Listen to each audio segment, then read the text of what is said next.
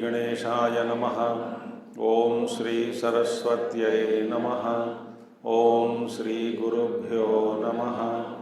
ओम समस्तजनकल्याणे निरतं करुणामयं नमामि चिन्मयं देवं सद्गुरुं ब्रह्मविद्वरं सद्गुरुं ब्रह्मविद्वरम्।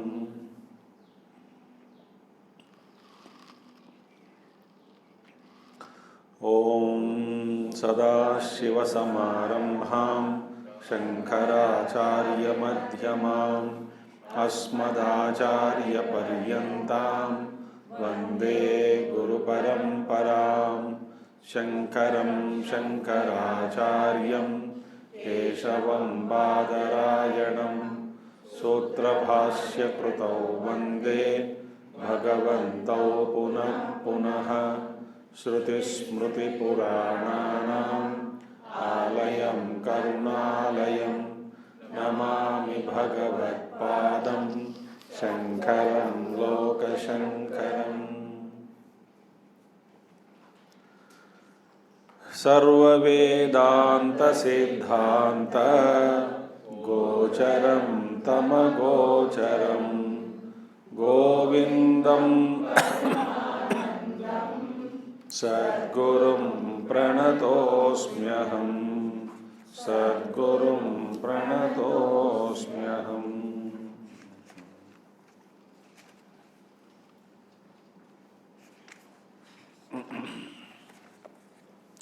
तो जीवन मुक्तस्य लक्षणानि, लक्षण हम देख रहे हैं। ठीक है, आप घर पे जाके पढ़ते कि नहीं पढ़ते पता नहीं।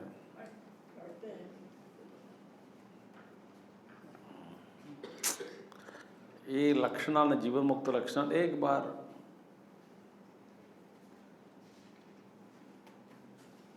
घर जाके देखने से फायदा होता है। ठीक है,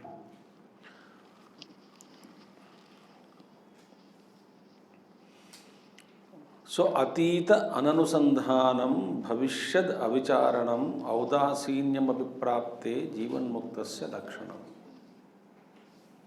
सो अद्भुत श्लोक है। क्या कहा मैंने कल? अतीत अनुसंधान माने भूतकाल के साथ अनुसंधान मत करिए। जो आवश्यक है, जितना जरूरी है स्मरण करना वो ठीक है। अनावश्यक बहुत चीज़ें हैं, उन सबको बार बार याद करना, मन में बुला बुला कर अपने आप को परेशान करना, ये छोड़ना चाहिए। और भविष्य की चिंता, वो भी आप देखिए, आप चिंता रखो न रखो, जो ईश्वर चाहता वही होगा। बताओ, जो ईश्वर चाहता है वही होगा। आप चिंता रखे ना रखे, चिंता के क्या, भगवान आपने आपकी चिंता का परवाह नहीं करते भगवान। मैं चिंतित हूँ, कुछ करो, कम से कम मेरे चिंता जो है उसको तो आप परवाह करिए। नहीं भगवान, तेरे चिंता को मैं क्यों परवाह करूँ, पागल है। मेरी चिंता के प्रति थोड़ा आदर भाव दिखाइए, रेस्पेक्ट माई चिंता।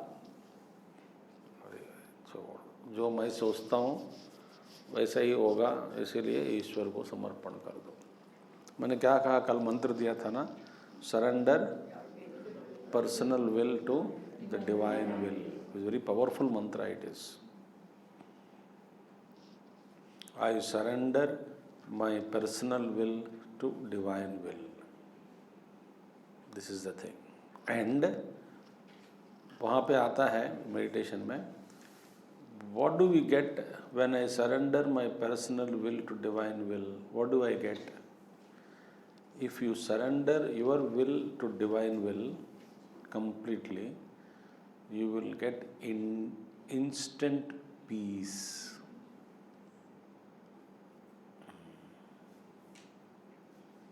अपने सारे संकल्पों को ईश्वर पर छोड़ने से मैं संकल्प शून्य हो जाऊंगा। जब मैं संकल्प शून्य हो जाता हूँ, शांति शांति है।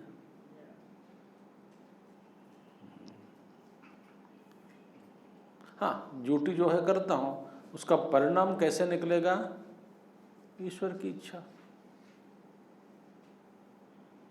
अद्भुत है। अब अगला श्लोक देखेंगे। गुणदोष विशिष्टेस्मिन् स्वभावेन विलक्षणे सर्वत्र समदर्शित्वम् जीवन्मुक्तस्य लक्षणम्। गुणदोष विशिष्टेस्मिन् स्वभावेन विलक्षणे सर्वत्र समदर्शित्वं जीवन्मुक्तस्य लक्षणम्। मुझे बहुत अच्छा लग रहा है ये सब, एक एक श्लोक अद्भुत है। देखिए, गुण दोष विशिष्टे अस्मिन् लोके, इस जगत में विशिष्टता क्या है? गुण दोष विशिष्ट। गुण दोष विशिष्ट माने इस संसार में, ध्यान से सुनिए, संसार को उद्धार करने में सारे 10 अवतार फेल हो चुके हैं। आप जानते हैं कि नहीं? फ्लैश न्यूज़ है, ब्रेकिंग न्यूज़। तो ब्रेकिंग न्यूज़ क्या है? भगवान कितने अवतार? 10 अवतार ले चुके हैं। क्या सुधरा क्या दुनिया? बुद्ध भगवान आए, Christ has come, Shankaracharya ji आए, और केरल में शंकराचार्य जी को आदर करने वाले बहुत कम संख्या में उनको याद करते हैं, कोई याद नहीं करते उनको। एक अम्मा थी, स्वामिनी अम्मा, वो केरल की थी, मगर चिन्मय मिशन में आ गई। 2 साल हुआ होगा, 2-3 साल हुआ होगा, शरीर छोड़कर बुजुर्ग हो गई। हाँ, उनकी इच्छा थी कि जब मैं जा रहा था केरला, वो अम्मा मुझसे बोली, तुम जा रहे हो ना, मेरे भाई से ज़रूर मिलना है। उन भाई का उम्र क्या है? 93-94। तुम स्वामी जी जरूर मिल के आना और मुझे फ़ोन करो। वो बहुत, मैं अम्मा को जानता हूँ, मैं युवा केंद्र दिन से, बहुत दिनों से जानता हूँ, सालों से। अब बुज़ुर्ग हो गए। अम्मा बोला, अम्मा मैं जाऊँगा। जब मैं गया हूँ, पूछताछ करके, बड़े रिटायर्ड प्रोफेसर या कोई अच्छे बहुत, उनका घर गया हूँ कुछ चिन्मय मिशन लोगों के साथ, वही लोग लेके गए मुझे, मैं तो नहीं जानता हूँ घर। तो उन्होंने बोला, बस चर्चा हुई, आध्यात्मिक चर्चा। उन्होंने बताया, क्या बताया? बोला मुझे, I will not take next life birth in Kerala, ऐसे ही बोला है। बोला क्यों? कहते हैं land of gods, but I will not take birth in Kerala, क्योंकि जिस धरती में शंकराचार्य जी का उदय हुआ, they have forgotten Shankaracharya ji, whole Kerala. इससे शंकराचार्य को जिसने भूल गया, उस क्षेत्र में मेरा जन्म होना दोबारा बेकार है, मैं जरूर यहाँ पे जन्म नहीं लूँगा। जहाँ पे शंकराचार्य जी का आदर होता है, जिस क्षेत्र में, उसी क्षेत्र में मैं जन्म लूँगा और साधना करूँगा।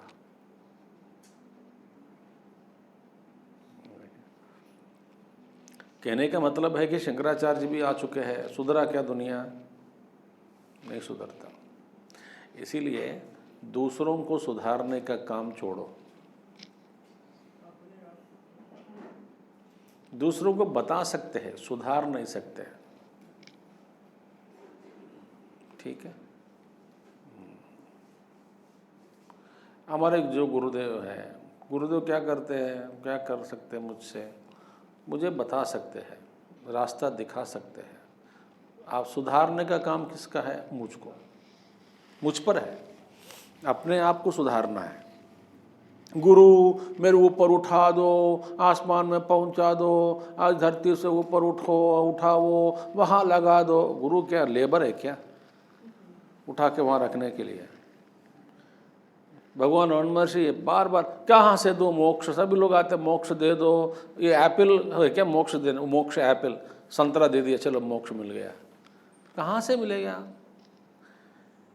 तो इस लोक में व्यवहार के समय में गुण दोष विशिष्टे, ये सारे लोग है ना, ये गुण दोषों से भरा है।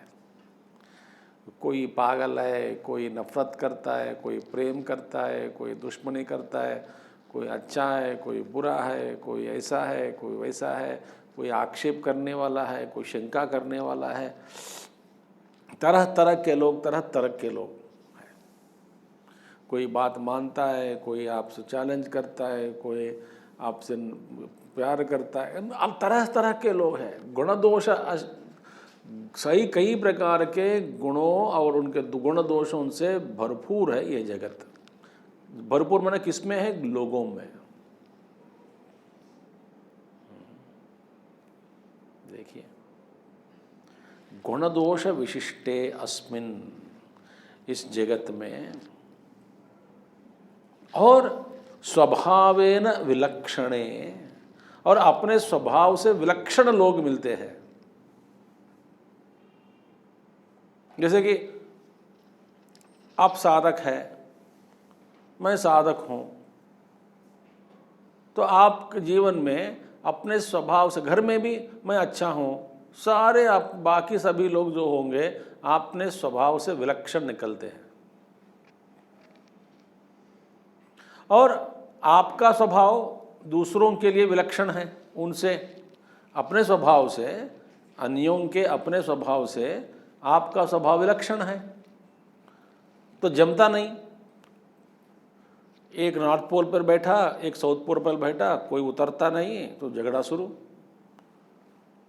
मैं जिस स्थिति को मैं ग्रहण करके बैठा हूँ उसको त्याग नहीं करूँगा, मैंने मेरे पोजीशन को छोड़ूंगा नहीं, वो भी तो अपना पोजीशन को नहीं छोड़ता। एक पति पत्नी हमेशा लड़ते रहते हैं, और हमेशा पति को ही पत्नी सोचते मैं ही जीतती हूँ, पति को हराना ही हराना हर चीज़ में। उसका ये जीवन का लक्ष्य हो गया, लाइफ लॉन्ग मिशन है इसका। तो जो कोई भी बात निकलती है झगड़ा तक पहुंच जाता है, हर चीज़ में अजड़, तू मेरी बात मानो। पतिदेव बोलता है ठीक है, मानो वो पत्नी का क्या है, जो पति का अभिप्राय है उसके मैं ऑपोजिट अभिप्राय से चलती हूँ। जो उसका राय है उस राय के अनुसार मैं कभी झुकूंगी नहीं, इनका व्रत है। तो एक बार बहस हुआ दोनों के बीच में, तो पति बोला ठीक है मैं तुम्हारा राय पे चलूँगा। वो बोलता है I change in my mind. इसका मतलब क्या है? इसका मतलब क्या? मैं सहमत हूँ। पतिदेव बोला मैं तुम्हारे साथ सहमत हूँ। बोलते हैं अभी मैं बदल गई हूँ, मेरी राय बदल गई। माने तुम कभी भी मेरे साथ सहमत नहीं कर सकते हो, तो कर भी लिया तो मैं बदल जाती हूँ। तो ऐसे जग में गुण दोष विशिष्टे अस्मिन्, कहीं भिक्षा में जाता हूँ, पति एक तीर छोड़ता है पत्नी पर, पत्नी एक तीर छोड़ती है पति पर, मैं बीच में खाता रहता हूँ, दोनों को सुनते रहता हूँ, सरकास्टिक कमेंट्स डालते रहते हैं। अब मैं तो मेरा क्या प्रारब्ध है, कुछ ना कुछ, दोनों चुप नहीं बैठते हैं। गुण दोष विशिष्टे अस्मिन् लोके स्वभावेन विलक्षणे, अपने स्वभाव से विलक्षण। आप हर आदमी समझता है मैं अच्छा हूँ, हर आदमी समझता है कि मेरा जो दृष्टिकोण है वही सही है, मेरा जो अभिप्राय है वही सही है। ऐसे विलक्षण लोगों से जब मिलना होता है, सर्वत्र समदर्शित्वम, ज्ञानी जीवन मुक्त पुरुष सबके प्रति समान दृष्टि रखता है। गीता में श्लोक आया ना, सुहृन् मित्रार्युदासीन मध्यस्तद्वेष्य बंधुषु साधुष्वपि च पापेषु समबुद्धिर्विशिष्यते। सुहृद, कोई सुहृद माने दोस्त, अच्छे, गुड विशर, वेल विशर। मित्र दोस्त, अरि दुश्मन, सुहृद, मित्र, अरि, उदासीन, कोई मध्यस्थ, उदासीन मन उदासीन, कोई परवाह नहीं पड़ता, किसी का पक्ष नहीं लेता है। न केनश्चित पक्षम भजते, शंकराचार्य से उदासीन, वो मध्यस्थ, जो मध्यस्थ लेने वाला, ना आपके पक्ष में है ना उनके पक्ष में है, तो मध्य मार्ग को पकड़ने वाला मध्यस्थ। द्वेष्य, और अपने से ही नफरत करने वाला, द्वेष कर रखने वाला, द्वेष्य। बंधुषु, कोई बंधु है हमारा। साधुषु, साधु के प्रति। पापेषु, पापी के प्रति। सर्वत्र समदर्शिनः, इन सब तरह तरह के लोगों के साथ जब व्यवहार करना पड़ता है, ज्ञानी उन सबको समान दृष्टि से देखता है। विद्या विनय संपन्ने ब्राह्मणे गविहस्तिनी शूनि चैव स्वपाके च पंडिता समदर्शिनः। अद्भुत श्लोक। विद्या विनय संपन्ने ब्राह्मणे, एक विद्या विनय संपन्न युक्त ब्राह्मण में, गवि गो में, हस्तिनी हाथी में, और चांडाल में, और वो सब वो शुनक मांस भक्ष्य करने वाला, शपाके च पंडिताः समदर्शिनः, सब में बराबर देखता है परमात्मा, सब बराबर है, कोई अंतर नहीं है। ये जीवन मुक्ति का स्वाभाविक लक्षण है। साधक के लिए प्रयत्न करना पड़ता है, संघर्ष करना पड़ता है मन से। मन बोलेगा ये नीचा हुआ आदमी है, ये गिरा हुआ आदमी है, ये पाखंडी है, ये बेवकूफ़ है, ये गंदा दिख रहा है, इसका स्वभाव ठीक नहीं है, ये दुश्मनी रखने वाला है, ये नफरत करने वाला है मुझसे, ये अन्य जाति का है, ये अन्य मत का है, अन्य धर्म का है। तो ये पहले फ्लैश होता है मन में, उसके बाद उसको हटाने का कार्यक्रम रह लेते साधक। नहीं नहीं, अभी मैंने सुना, विवेक चूड़ामणि में आया है, आज ही सुना है, संघर्ष करते हैं। फिर मन बोलेगा वो तो बोलता रहेगा स्वामी, उसको क्या मालूम, पागल है, वो कमरे से बाहर नहीं निकलता है, उसको दुनिया के क्या देखा उसने, दुनिया में झेलने वाले आप लोग हैं, आप लोगों के साथ इस तरह के लोग मिलते हैं जुलते हैं, आपको ही सामना करना पड़ेगा, उस स्वामी को छोड़ दो, वो बेवकूफ़ है। फिर आपको याद करना पड़ेगा, नहीं नहीं वो तो बेवकूफ़ हो सकता है, मैं विवेक चूड़ामणि नहीं हो सकता। ठीक है, स्वामी बेवकूफ़ है, मैं किताब में लिखा है, शंकराचार्य बेवकूफ़ नहीं हो सकते हैं। तो आपको सरह संघर्ष करके समबुद्धि को लाने में प्रयास करना पड़ता है, करनी पड़ती है कि नहीं। जीवन मुक्ति के लिए स्वाभाविक है। अब इन सारे विविधताओं को देखते हुए उसमें एकता को देखना, माने ये सारे विविधताओं का एक जो अधिष्ठान है वह एक ही है। किसमें प्रतिष्ठित है ये सब? ब्रह्म में। तो ब्रह्म का ही ये सब खेल है। तो जीवन मुक्त पुरुष स्वभाव से ही एकता को देखते हैं, समदर्शी है। साधक को प्रयास करना है, नहीं तो नहीं आएगा।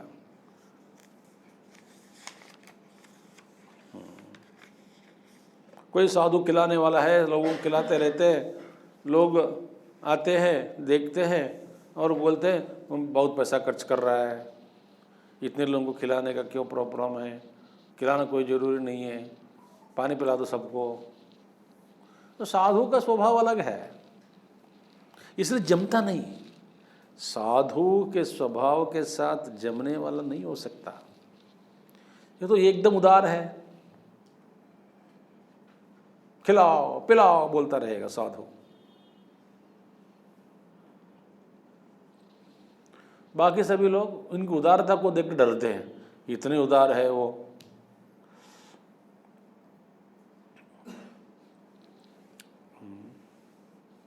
जब मैं एक आश्रम में रहा हूँ एक जगह पे, वहाँ के जो स्वामी जी चाय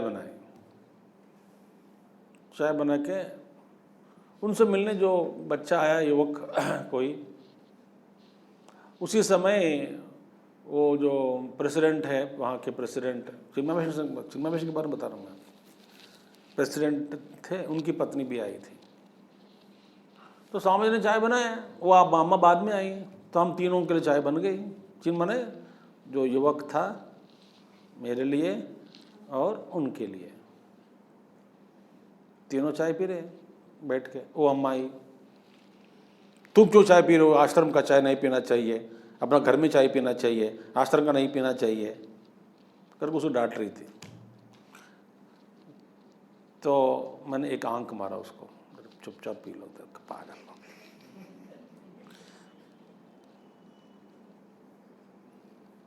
कंजूसी है कि नहीं चाय के लिए, नहीं कोई नहीं पीना चाय, ये आश्रम का है। भाई आश्रम का है, सबको पीना है, पागल है, तेरे घर का चाय नहीं कोई नहीं पी सकता। ये आश्रम है इसीलिए सबको अधिकार है। समझ आ गया बात आपको? साधु का स्वभाव अत्यंत उदार है, दुनिया लोगों के स्वभाव विलक्षण है। ऐसे स्वभाव वालों से साधु को झेलना है, फिर साधु गुस्सा बिना आंख मार के काम चलाते रहते। स्वामी मैंने संस्कार ये है, लोग स्वामी जी के पास चाय नहीं पीते हैं, लेकिन आपका स्वभाव डिफरेंट है। नहीं मेरा नहीं, मेरे बात नहीं कह रहा हूँ मैं, एक आश्रम की बात कह रहा हूँ, ये हुआ था ये।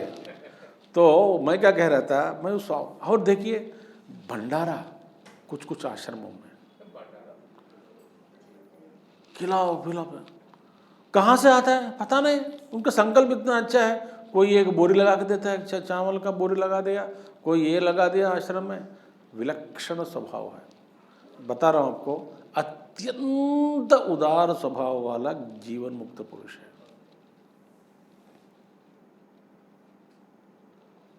अत्यंत उदार स्वभाव। मैं एक उदाहरण देता हूँ, कहीं लेक्चर्स में देते रहता हूँ कि कई लोग दुनिया में भेदभाव से जो जीते हैं ना, बहुत मुश्किल है ऐसे स्वभाव का हटाना। प्रैक्टिस करोगे तो आपको मिलेगा। जैसे कि एक उदाहरण देता हूँ, गर्मी के मौसम, 42 डिग्री चल रहा है गर्मी बाहर, कितना 42 पकड़ो, बहुत गर्म लग रही है। आप कहीं ऑटो में जा रहे हैं, ऑटो में भाड़े पे लिया है ऑटो, कहीं जा रहे हैं, बीच में आपको बहुत प्यास लगी है, तो आप सोचा गन्ने का रस पी लेंगे। आप ऑटो को रोकते हैं, उतर के 2 गिलास गन्ने का रस पी लेते हैं, उसको नहीं पिलाते हैं।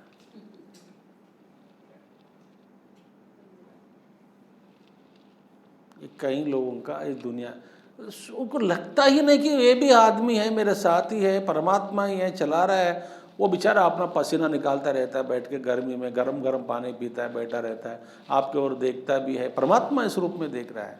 आपका मन, आपका नहीं, वो व्यक्ति का हृदय में कोई भाव नहीं उठता।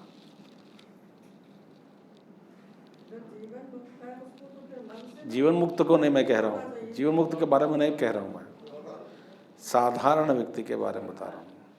तो जीवन मुक्ति का लक्षण अलग है, विलक्षण से स्वभाव है, विलक्षण स्वभाव के विलक्षण के बारे में बता रहा हूँ मैं आपको। दुनियादारी लोगों का स्वभाव अलग है, महात्माओं का स्वभाव अलग है।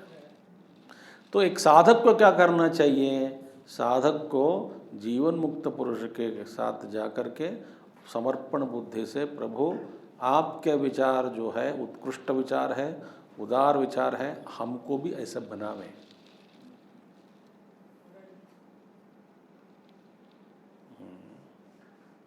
नहीं तो कोई अहंकार है, साधु को भिक्षा हम दे रहे हैं इसलिए साधु जी रहे हैं।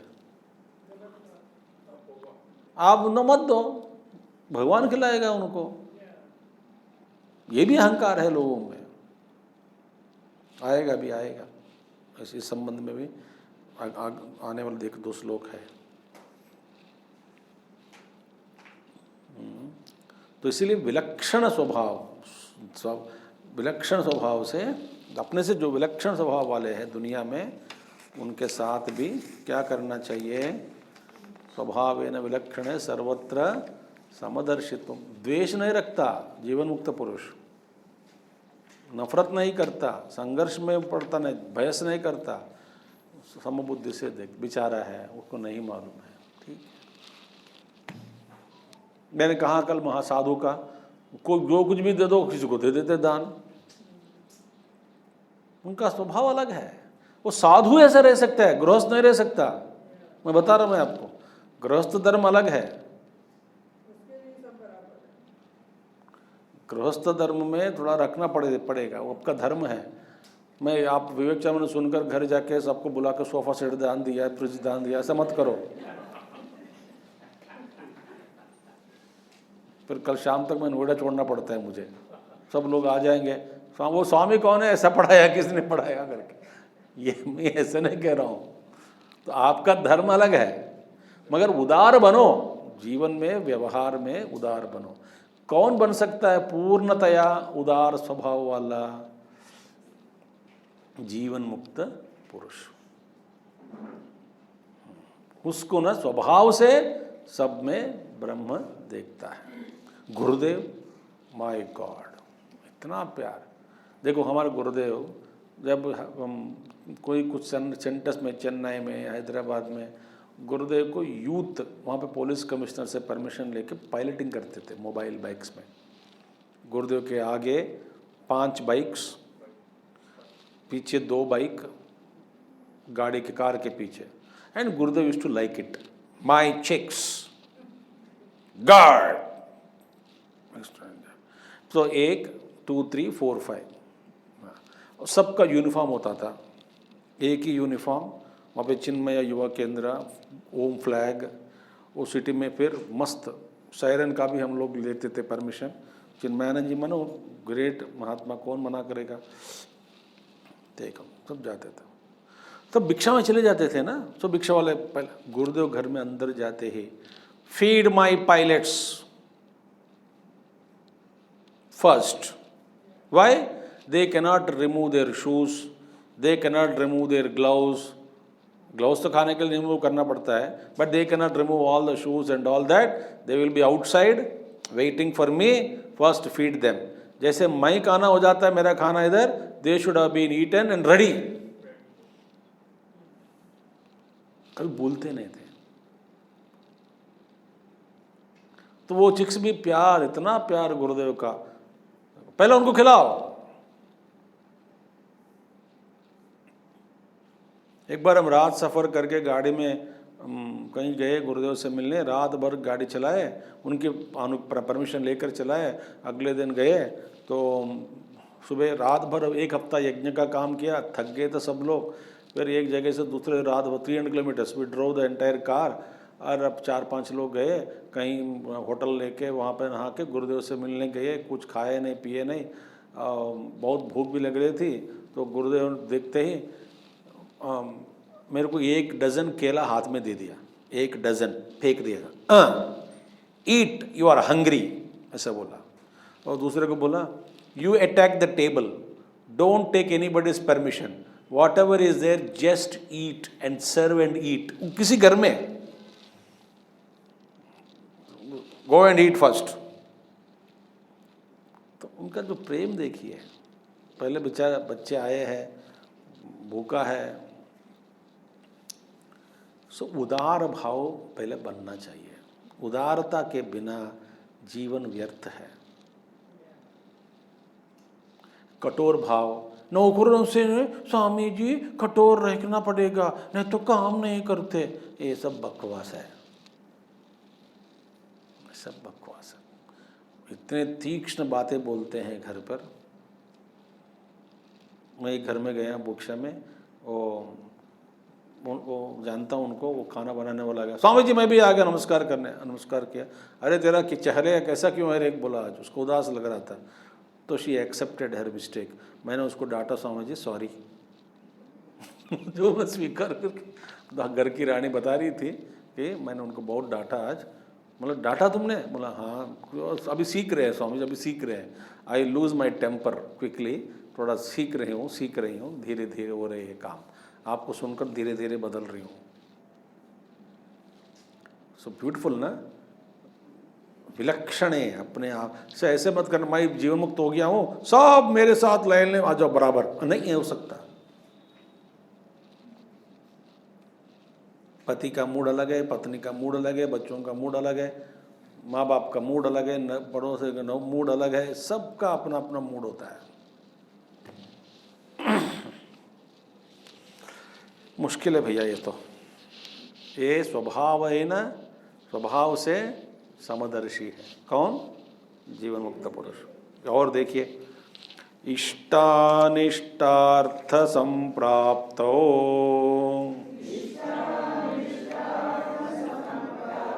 समदर्शितयात्मनि उभयत्र विकारित्वम् जीवन्मुक्तस्य लक्षणम्। इष्टानिष्टार्थ संप्राप्तो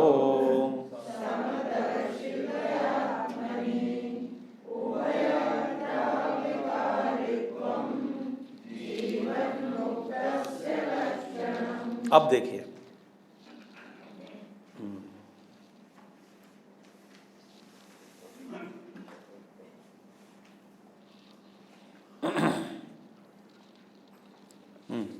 इष्ट अनिष्ट अर्थ संप्राप्त। अब जीवन मुक्त पुरुष के लिए अपना प्रारब्ध होता है कि नहीं? होता है। हमारे गुरुदेव के पास एक मुंबई से एक भक्त होते थे, अभी वो बहुत ओल्ड डिवोटी थे, तो गुजर चुका है। उनको ना ये गुरुदेव के बड़े भक्त थे और वो फंड राइजिंग में उस्ताद थे। फंड राइजिंग में उस्ताद थे, माने कैंप में जो फंड रेज करना है, सबके पास जाएगा, पूछेगा, फंड रेज करेगा। तो गुरुदेव एक बार यज्ञ में कहा कि every swami is not like lucky as I am because I got that fellow who can raise fund raising properly. तो प्रारब्ध के अनुसार उनको ऐसे चेले भी मिलते हैं। अब देखिए, कभी कभी अच्छे वाले, कभी कभी बुराई करने वाले, कभी कभी इष्ट कभी अनिष्ट वस्तुओं की प्राप्ति होती है प्रारब्ध के अनुसार। अब कोई महात्मा जी को देखो, आश्रम में अकेला रहता है या कुछ सिंपल जीवन जिएगा, दूसरे महात्मा को देखो राजभोग, कहीं शिष्य पैर दबाने वाला, हाथ दबाने वाला, गला दबाने वाला, सॉरी गला दबाने जो भी है, आश्रम में गाड़ियां हैं और उनकी जो सेवा करने वाले, झुक झुक के सेवा करने वाले, राजभोग। तपोवन महाराज बैठे हैं कुटिया में अकेले अपने मस्त में, वो दोनों मस्त में है, दोनों ब्रह्म भाव को प्राप्त हुआ। गुरुदेव का देखो, तपोवन जी को देखो, गुरु कैसे थे, शिष्य कैसे, बताओ। दोनों ब्रह्मनिष्ठ पुरुष है, मगर तपोवन जी अकेला एक प्रारब्ध के अनुसार कुछ भी, पूर्ण वैराग्य। सुबह 3 बजे 3:30 बजे उठकर गंगा जी में नहा लेते थे, वहाँ पे डुबकी लगाना 365 डेज, पैदल चलते रहना, बाप रे। उनका प्रारब्ध अलग है और किसी का प्रारब्ध अलग है। तो इष्ट अनिष्ट उपपत्तिषु, हाँ देखिए, गीता में एक श्लोक आता है, असक्तिरनभिष्वंगः पुत्रदार गृहादिषु नित्यं च समचित्तत्वम् इष्टानिष्टोपपत्तिषु। इष्ट अनिष्ट उपपत्तिषु नित्यं च समचित्तत्वम्। यहाँ पे इष्ट अनिष्ट संप्राप्तौ समदर्शी, समदर्शितया समभाव से रहते हुए आत्मनि अपने आप में उभयत्र अविकारित्वम, ब्यूटीफुल थिंग है। कभी इष्ट पदार्थ आया विकार नहीं उठता, अनिष्ट पदार्थ हुआ विकार नहीं उठता, दोनों में उनका मन बराबर रहता है, कोई विकार नहीं होता मन में। देखिए, सो प्रारब्ध के अनुसार इष्ट प्राप्ति अनिष्ट प्राप्ति, मगर जीवन मुक्त के लिए स्वभाव से अपने मन में कोई विकार नहीं जगता। हमारे लिए क्या है, इष्ट वस्तु प्राप्ति होती है, हम बैलेंस को बैठता है, मन का बैलेंस उठता ऊपर उठ जाते हैं, प्रफुल्ल, प्रफुल्ल माने फुल्का, फूल जाते हैं। अनिष्ट प्राप्ति आने पर, वस्तु प्राप्ति पर उदास हो जाते हैं। ये हमारा मन में ऐसे, स्वामी जी सुबह ही ब्रह्म सूत्र सुना, सब ब्रह्म है, एवरीथिंग, घर गया कुछ नुकसान हुआ या कुछ किसी का कोई बीमार पड़ गया, तुरंत फ़ोन आ जाता है, स्वामी जी मैं बताता हूँ आपको। एक बार ऐसे हुआ, मैंने बोला ऐसा मत कहो। मैं विशाखापट्टनम में था, एक घर में सत्संग लेता था मैंने, स्टडी ग्रुप, संडे संडे। उस दिन का भी स्टडी ग्रुप हो गया, 10:30 से 10 से 11:30 या 10:30 से 12 ऐसा कुछ था प्रोग्राम। क्लास ख़त्म करके मैं आश्रम आ गया हूँ। आश्रम आता है मुझे फ़ोन आया, समझिए आपके अभी वो आप जानते हैं ना उनको, बड़े आदमी हमारे सत्संग में आते हैं, आज भी आए हैं, हाँ आपका सत्संग सुन के घर जाके मर गया। मैंने बोला मेरा सत्संग सुन के घर जाके मर गया ऐसा मत बोलो। माने वो डर के जा रहे, कोई नहीं सुनेगा। अरे क्लास के बाद घर गया मर गया बोलो तो ठीक है, मैं आपका सुनकर घर गया मर गया मत बोलो। उसने ऐसे ही बोला, मैंने बोला यार मैं ऐसा मत बोलो, मेरा सुन के जाके घर जाके मर गया, तो मारने वाला थोड़ा हूँ मैं। वो भी हंस लिया, नहीं ऐसी बात नहीं समझिए, मैं कह रहा था कि आपके क्लास के बाद जाके मर गया तो ठीक है, घर में उनको मौत हो गई, अच्छी बात है, क्लास के सत्संग सुन के मर गया। तो मैंने क्या कहते हैं, कोई अभी इष्ट अनिष्ट प्राप्ति, अर्थ प्राप्ति, व्यवहार करो मगर मन में अविकारित्वम, उभयत्र, उभयत्र माने इष्ट प्राप्ति हो अनिष्ट प्राप्ति हो, मन में कोई विकार नहीं उठता। कैसे? स्वभाव से। साधक के लिए इन विकारों को संभालना पड़ता है। साधक क्या करता है, मन पर प्रभाव पड़ता है, मन क्या कहते हैं विचलित हो जाता है। तो विचलित हुआ मन को आप अपने ज्ञान देकर, ज्ञान सुनाकर शांत कराना पड़ता है। समझ आ गई बात आपको? शांत कराना पड़ता है मन को, अपने आप में शांत नहीं है वो। कौन करेगा ऐसा? साधक करेगा। कौन साधक? सजग साधक करता है। जिसको साधना के बारे में, आध्यात्मिकता के बारे में केवल सत्संग में बैठने से ही याद आता है, बाकी समय याद नहीं आता, वो उतना श्रेष्ठ साधक नहीं है। श्रेष्ठ साधक कौन होता है? निरंतर इस ज्ञान का जो प्रवाह जो है उसको अपने मन में पीछे रखता है। मन जब जब विकार में पड़ जाता है उस ज्ञान को छोड़ता है मन पर, उस ज्ञान को, ज्ञान रूपी दवा को छोड़कर मन को ठीक करता रहता है। किसको करना चाहिए? साधक को स्वयं को करना चाहिए। वहाँ पे कोई गुरु आके ऐसा करके हाथ फेर दिया, मन शांत हो गया, मैजिक नहीं होता है। तो साधक के लिए ये संघर्ष है। ज्ञानी के लिए ये स्वभाव है। माने इष्ट तो अच्छा, इसका मतलब स्वामी जी जीवन मुक्त पुरुष के लिए भी इष्ट अनिष्ट वस्तु की प्राप्ति होती है? होती है। उनको प्रेम करने वाले भी मिलते हैं, परेशान करने वाले भी मिलते हैं।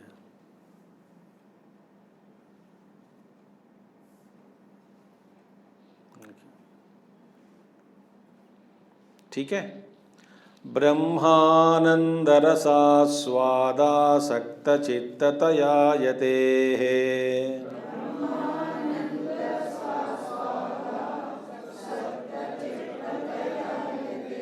सक्त मत के आसक्त। ठीक है, तो इसीलिए क्या करना चाहिए, मैं एक साथ पढ़ाऊँ, एक साथ ही। ब्रह्मानंदरसास्वादासक्तचित्ततया यतेः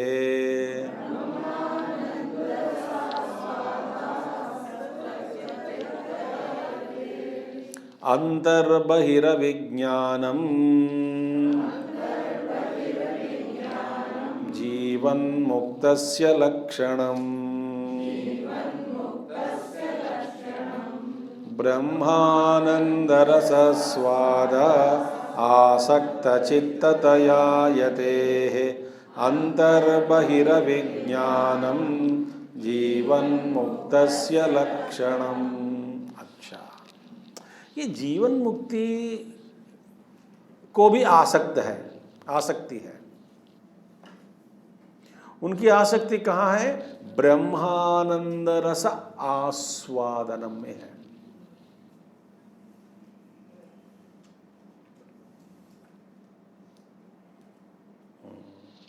देखिए, आसक्त है, आसक्त चित्त,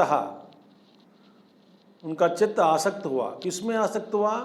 ब्रह्मा आनंद रस अनुभूति को निरंतर आस्वादन करने में उनका चित्त आसक्त हो चुका।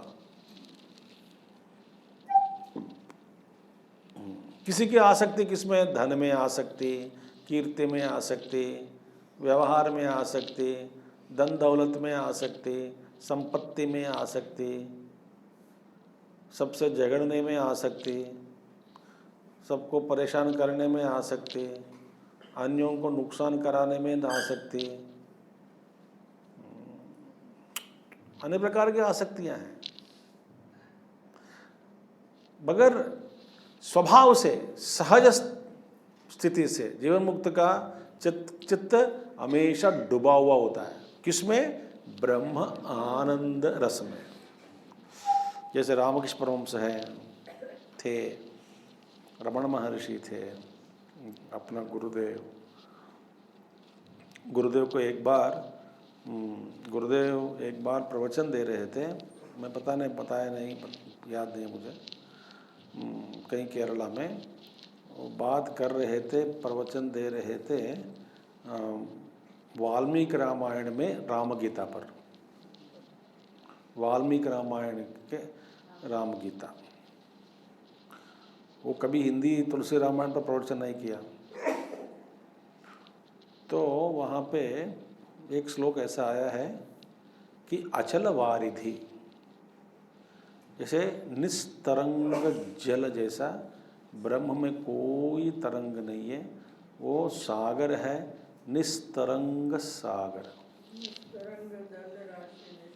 हाँ, है ना, निस्तरंग जल राशि, वो कुछ ऐसा है। तो हमारे मन में क्या है, बहुत सारे तरंगे उठते रहते हैं। गुरुदेव प्रवचन में अपना हाथ एक उठाया, उंगली उठाया, बोल रहे थे कि आप अपने मन को आदेश देना है चुप हो जाओ, तो मन चुप होना है। तरंग वाला मन एक स्टॉप बोलने से मन रुकना है, ऐसा वो कह रहे थे। तो देखिए, इफ यू से stop, halt, mind should be halted, halt, and you halted his mind. 15 minute तक चले गए समाधि में, ऐसा है।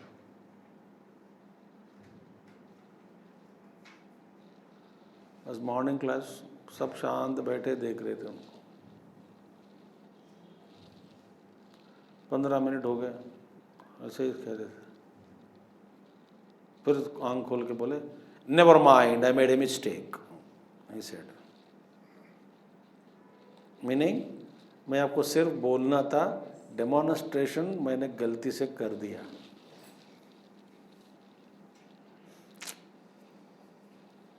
सिर्फ बोलना था कि आप हाल्ट करो, मन को हाल्ट करके आदेश दो, मन आपको आपकी बात मानकर रुकना चाहिए, निस्तरंग होना चाहिए, आदेश से ही। ऐसा मुझे बोलना था। बोलते बोलते मैंने क्या किया, डिमॉन्स्ट्रेट कर दिया, तो गया ऊपर। देखिए, तो ब्रह्मानंद रस, वे महात्मा लोगों को जरा सा मौका मिलता है ना, वो अपने आप में बैठना चाहते हैं। हम जब मौका मिलता है, समय फुर्सत है, हम मनोरंजन में लग जाते हैं। मनोरंजन, टीवी चलाओ, किसी को फ़ोन करो, पकोड़े खाओ, या मूंगफली खाओ, घर से निकल कर घूमो फिरो, किसी से मिलो, कोई नहीं तो पप्पी से खेलो, मनोरंजन में लग जाते हैं। देखिए व्यत्यास क्या है, जब हमारे पास समय होता है, कोई काम नहीं रहता, हम क्या करते हैं, मन को मनोरंजन में करते हैं।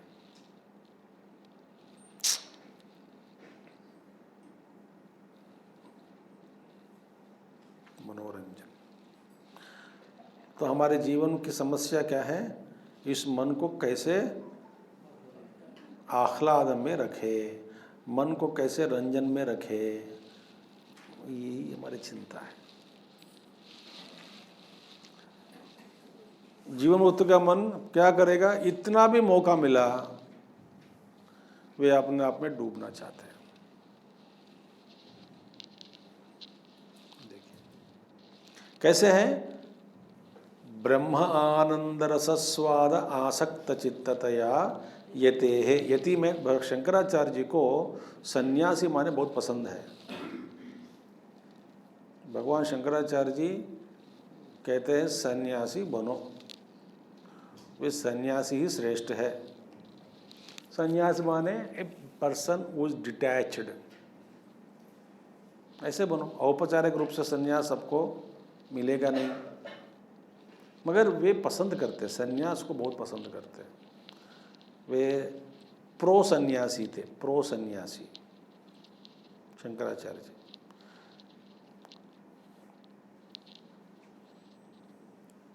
साधना पंचगम में भी आया ना, निज गृहात् तूर्णम विनिर्गम्यता, क्योंकि जितना हो जल्दी हो सके उतना जल्दी घर छोड़ के भागो बोलते। निज गृहात् तूर्णम, निज गृह अपने गृह से, तूर्णम विनिर्गम्यता, घर से निकलो, सन्यास बनो, जो काम करना कर लिए बस ठीक है, एकांत में बैठो। उनको पसंद है सन्यास, सो बार बार यति शब्द का प्रयोग करते हैं। यति, यते है, यति माने सन्यासी, सन्यास। हम इस मॉडर्न कॉन्टेक्स्ट में कैसे लें, डिटैच्ड पर्सन। कौन सन्यासी है, डिटैच्ड। सो किस श्रेणी के सन्यासी है, कोई ऐसा पूछ सकता है अपने आप से। जितना डिटैचमेंट है उतना, जितना निस्संग है उतना आप सन्यासी हैं। तो ब्रह्मानंद रस आस्वाद आसक्त चित्ततया यति के लिए, उसको देखिए, उनका चित्त ब्रह्मानंद रस अनुभूति में आसक्त होने के कारण परिणाम क्या निकला, अंतर्बहि अविज्ञानम। चित्त कहाँ, देखिए चित्त हमेशा मन बुद्धि उसी में रमना चाहते हैं।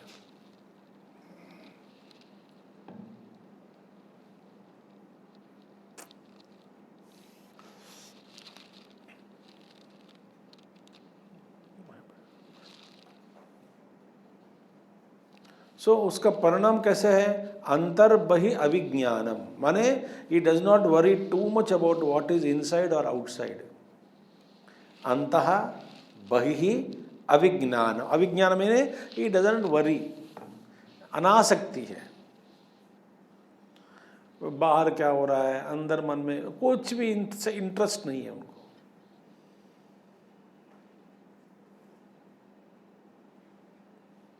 कोई इंटरेस्ट नहीं है, अनासक्ति। जैसे मैंने कहा, महात्मा जी के पास जाकर कुर्सी दिया, बोले आराम मिलेगा आपको। उन्होंने क्या कहा जवाब? आराम कहाँ, ब्रह्म में या कुर्सी में? ऐसा पूछा है। माने उन लोगों का मन हमेशा उसी आनंद में आसक्त होता है। तो इससे अंतर्बहि ही अनासक्ति ही। इसका अनासक्ति माने क्या है? जो आया उसको वैसे स्वीकार किया। अनासक्ति माने क्या है? जो मिला आने दो, आया राम गया राम, जैसे आया आगते स्वागतम गच्छन्ते गच्छन्तम न निवारयेत। कोई व्यक्ति आया सामने, स्वागत, चला गया शुभम, में रोकना नहीं चाहिए। तेरे बिना भी क्या जीना, ऐसा नहीं बोलेगा।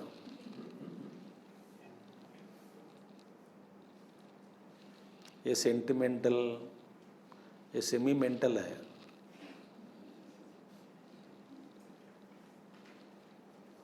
सब बकवास है। एक महात्मा जी थे, वो कहते थे कोई रिश्ता दुनिया में शाश्वत नहीं है, एक ही रिश्ता यदि शाश्वत है समझना चाहिए, एक ही रिश्ता शाश्वत है, वो गुरु और शिष्य के रिश्ता।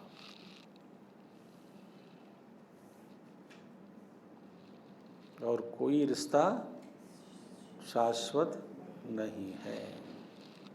इसलिए अंतर्बहि ही, नॉन कंसर्न अबाउट अनात्मा इनसाइड, बाहर भी अनात्मा, अनात्मा के प्रति क्या ध्यान देना है? मैं आत्मा में आसक्त हुआ हूँ। ये स्वभाव से जीवन मुक्तस्य लक्षणम।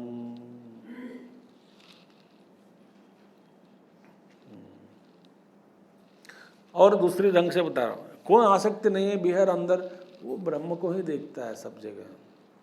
कैसे आसक्ति रखें? मुझसे भिन्न कोई नहीं है, मैं अपने आप में आसक्त हो गया हूँ, बस। जीवन मुक्तस्य लक्षणम ये है, ठीक है। अंतर्बहि अविज्ञानम। और देखिए, देहेन्द्रियादौ कर्तव्ये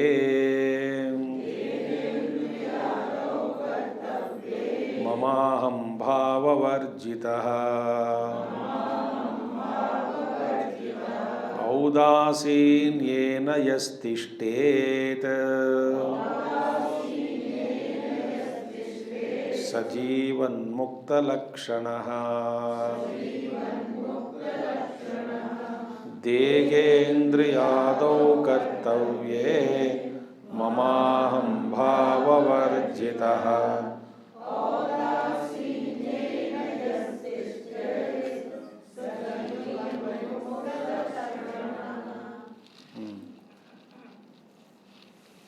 एक एक श्लोक आप घर जाके एक बार पढ़िएगा, अद्भुत श्लोक। यहाँ पे देखिए उन्होंने क्या कहा, जब तक ज्ञानी का शरीर है, ध्यान से सुनिएगा, तब तक उनका प्रारब्ध है ना। माने प्रारब्ध जब तक है तब तक शरीर है, ठीक है। और शरीर है इसका मतलब क्या है? अहंकार है। क्यों? शरीर को रखने वाला कौन होता है? अहंकार ही। उन्हें ज्ञानी का अहंकार कैसा है? जीवन मुक्त का अहंकार, वो जीवन मुक्त उनके अहंकार जो है वो तो नाम मात्र है, फंक्शनल, व्यवहार के लिए रखा जाता है अहंकार को। कब तक रहेगा अहंकार? अहंकार कैसा है? उसमें दम नहीं होता। इसलिए उदाहरण दिए है शास्त्रों में, लाइक ए बर्न्ट रोप, जो जला हुआ रस्सी। जला हुआ रस्सी को आप देखोगे, जल पड़ा है मगर दिखता है रस्सी की आकृति तो ही, मगर उस आकृति वाला रस्सी किसी को बांधने में उसका सामर्थ्य कोई नहीं है, वो बांध नहीं सकता। आप हाथ लगाओ, पाउडर ही पाउडर निकलता है, भस्म। मगर आकृति बनी है। किसके लिए आकृति बनी है? कुछ प्रारब्ध बचा है। तो जीवन मुक्त पुरुष के लिए फंक्शनल ईगो, व्यावहारिक अहंकार होता है, वो जरूरी है व्यवहार के लिए। नहीं तो क्या होगा, जीवन मुक्त आपने अनुभव कर लिया, सब ब्रह्म के साथ एक तादात्म्य हो गया और अहंकार छोड़ दिया, फिर क्या होगा, सबका दुख आपको लग जाएगा, सबका सुख आपको लग जाएगा। किसी के घर में आप जाओगे, किसी के जूता पहनोगे, क्योंकि ये मेरा है, ये पराये का है, ऐसा भेद ज्ञान नहीं रहने के कारण व्यवहार गड़बड़ हो जाता है। तो व्यवहार करेगा, अहंकार है। वे जानते हैं कि मेरा ये आश्रम है, मेरा ये कमरा है, मेरा ये घर है, यदि शादी हुआ उनकी, ये मेरी पत्नी है, ये मेरे बच्चे हैं, ये पड़ोसी के बच्चे हैं।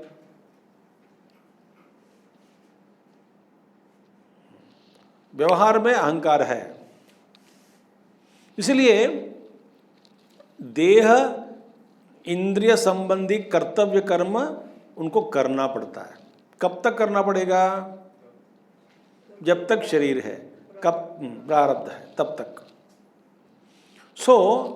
इसमें क्या है, इन सभी देह इंद्रियादौ कर्तव्य, देह के द्वारा कुछ कर्तव्य है, कर्तव्य माने कुछ कर्म बाकी है। इसलिए कई महात्मा लोग हैं, गृहस्थ महात्मा है, सन्यासी लोग हैं, वे भी अपने अपने कर्तव्य में लगे रहते हैं। भाई आपको जीवन मुक्त हो गया, फिर क्यों प्रवचनबाजी क्यों देते हो? गुरुदेव से पूछा, बोलो गुरुदेव कहते हैं मेरे भी वासनास है, मैं एग्जॉस्टिंग में वासनास, उस वासना एग्जॉस्शन में किसी की भलाई हो गया हो, वे उसका प्रारब्ध है। देखिए, मगर he is not identified with that अहंकार, वो व्यावहारिक अहंकार है, नाम मात्र अहंकार। देहेन्द्रियादो कर्तव्ये, उस इसीलिए नाम मात्र के लिए रखा है, उसमें मम अहम भाव वर्जितः, उसमें न ममत्व बुद्धि है न अहम भाव है।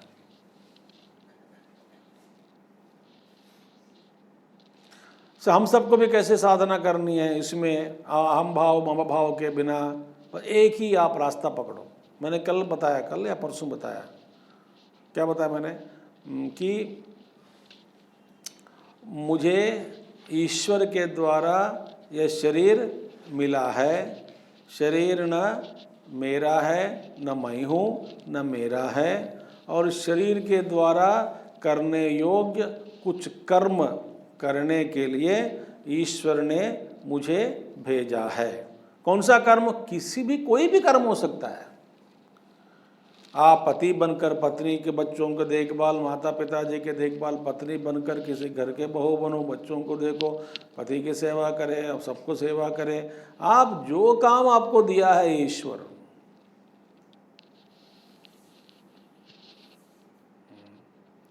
तो ये किसने दिया? ईश्वर ने दिया है।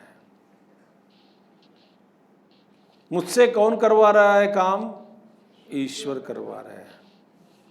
तो शरीर में अहम भाव मम भाव नहीं होता, कर्म में भी अहम भाव मम भाव नहीं हो सकता।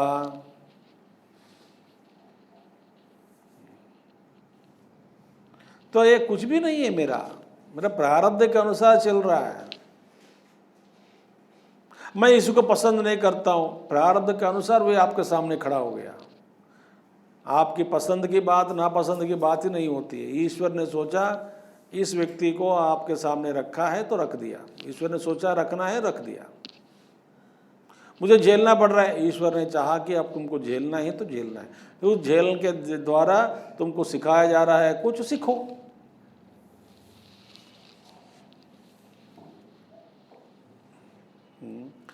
गुरु का भी अपना प्रारब्ध होता है, कुछ कुछ चेले मिल जाता है, झगड़ने वाले चेले, बेकार चेले मिलते हैं, तो क्या करें, उनके गुरु बोलते मेरा प्रारब्ध है। उड़िया बाबा जी को मार दिया, अपने शिष्य मार दिया उनको। बाबा कुछ बोले 2 दिन पहले, यही मुझे मारने वाला है। एक आश्रम में एक हुआ था, अब मैं क्या कहूँ, एक हमारे, पॉज करके बताऊंगा। चलो, तो इसलिए क्या हुआ, मैं पॉज रखा इसलिए, सब चीज़ रिकॉर्ड नहीं होना चाहिए। ये तो रिकॉर्ड हो गया ना, सुनने वाला सोचेगा क्या बोला है। सो देहेन्द्रियादौ कर्तव्ये मम अहम भाव वर्जितः। फिर कैसे दृष्टि रखता है, औदासीन्येन यत्तिष्ठेत। आहा, उदासीनता माने मैंने क्या कहा, न राग न द्वेष, किसी के प्रति न राग है न द्वेष है, न इच्छा है न द्वेष है, न चाह है न नफरत है, द्वेष है।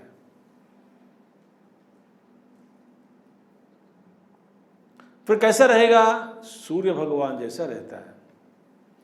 सूर्य के सामने कभी बादल आया, बादल चला गया, वे अपने मस्त में रहते हैं, कोई उनको परवाह नहीं होता है। कोई आया राम गया Ram, absolutely no problem.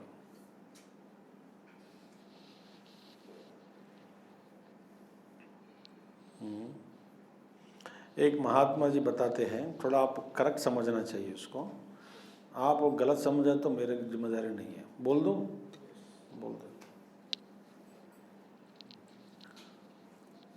You have only duties towards others and you have no responsibility towards others.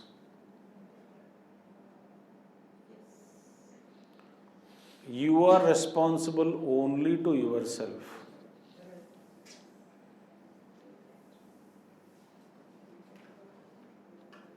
देखो, मेरा काम था पढ़ाना है, पढ़ा देता हूँ। समझा नहीं समझा, याद किया नहीं किया, अनुष्ठान में लाया नहीं लाया, इसके बारे में चिंता मेरी कोई भी नहीं है।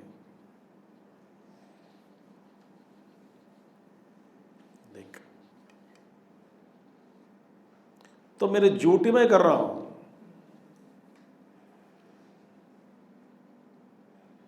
रिस्पॉन्सिबिलिटी किसका है, आपका है।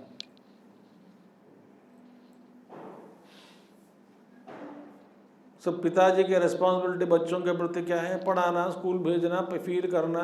स्कूल तो जैसे कि कहते हैं ना, you can take the horse up to the lake, whatever it is, you can't make the horse drink.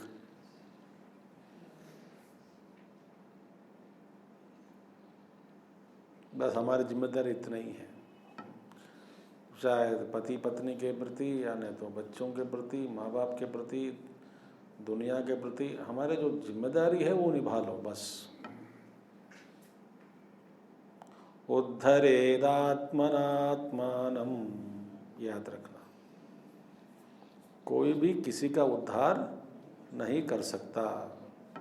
इसमें भगवान 10 अवतार लेकर के फेल हो गए।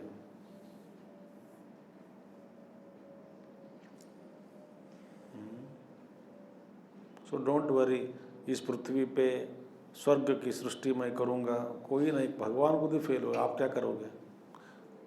आप घर में स्वर्ग, घर को स्वर्ग बनाओ, देखूंगा मैं, चैलेंज।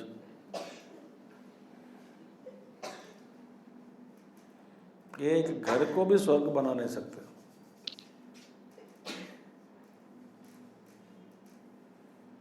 तो घर में भी अपना अपना राय है।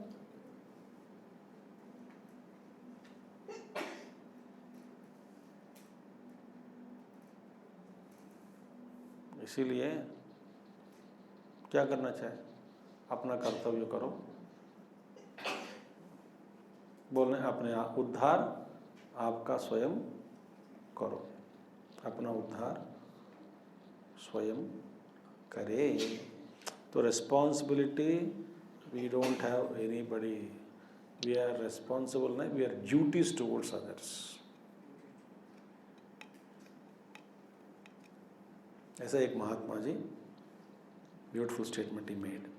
तो कैसे तिष्ठेत औदासीन यह तिष्ठेत, जो उदासीनता, उदासीन न द्वेष न राग से बैठता है उसी को जीवन मुक्त लक्षण।